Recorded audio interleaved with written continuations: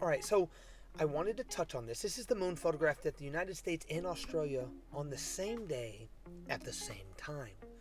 Now, I know your first observation, right? A lot of misinformation and a lot of just well-educated people will tell you, oh, well, Mike, we're in the north. So you see how it's top and then see how it's upside down. So that means you're in the south. You're in the south. And you're like, well, Mike, what's the issue? To which I'd reply, hold your roll, buddy. Ease up, let me explain. First off, we're on a ball.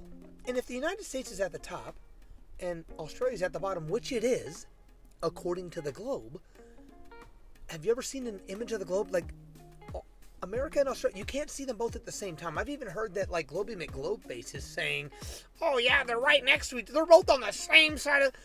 No, a simple Google search. Go check out NASA imagery.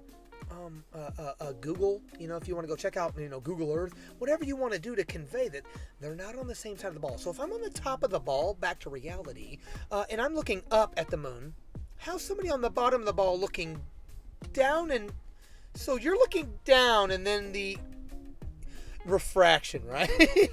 Wrong, not refraction. Let me guess. Hold on. Let me stop, right? The moon is so big. Mike, you don't understand how big the moon is. Also wrong. If I was able to see the moon from Australia on the bottom of the ball, while the moon would be like 7, 8, 9, 10, 50 times bigger than what we're told in the heliocentric model. Now remember, I told you they try to get you with misinformation or well-educated. This is one of them. Certain locations, they'll say, oh, so because I can see UK and Australia at the same time, that means we're not...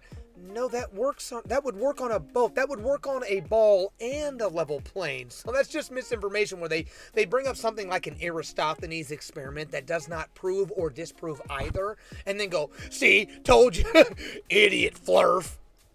Now, guys, that's where discernment and research comes into play. Now, there's a video, an awesome gentleman, man. I first saw it on YouTube where he's challenging, or he's just having a conversation. He's not debating. He's not challenging.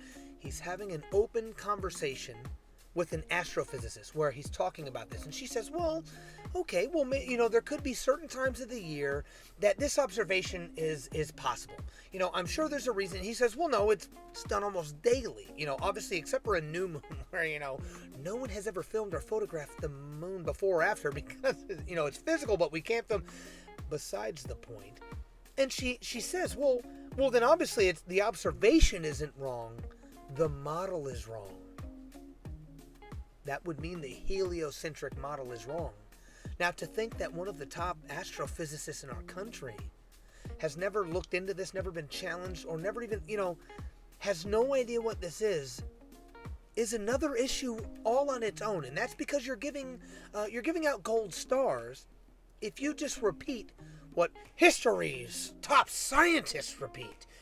These astronomers from ancient, look at the great work they did with a leaf and a water droplet.